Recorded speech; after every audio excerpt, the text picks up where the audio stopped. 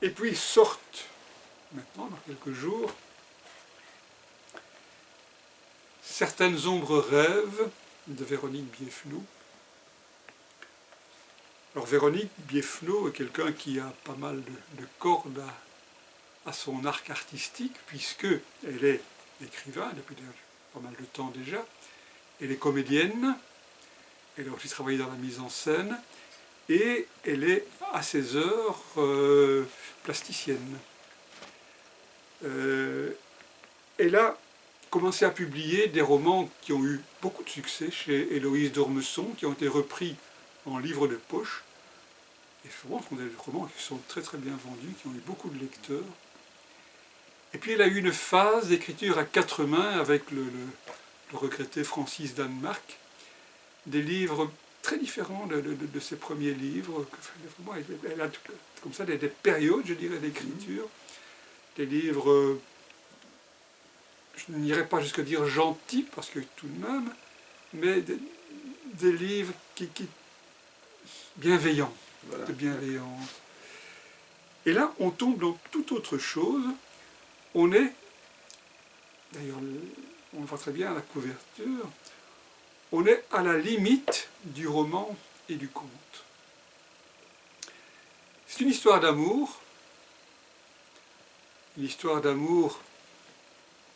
dans l'éther, je dirais. Une histoire d'amour entre une femme artiste et un homme. Est-ce un homme? Parce qu'il prend de multiples avatars d'animaux.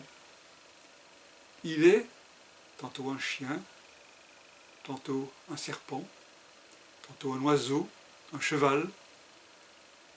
Et ils se retrouvent par moments, et puis ils repartent chacun pense à l'autre, chacun cherche l'autre tout le temps, mais on est presque dans des mondes parallèles. Et en même temps, il y a une critique de l'espèce de totalitarisme que l'on connaît aujourd'hui, le totalitarisme de la pensée chez nous, mais à côté, des totalitarismes politiques. Et donc il y a effectivement des foules qui vont par moments essayer d'agresser. C'est inclassable, c'est un très beau texte, c'est une écriture très belle et très fine, mais très simple, très très simple, ça se lit très facilement. Et ça nous emmène dans le rêve, par moments à la limite du cauchemar, par moments dans un rêve beaucoup plus beau, et un rêve qui est aussi un reflet de notre monde, ce n'est pas du fantastique gratuit.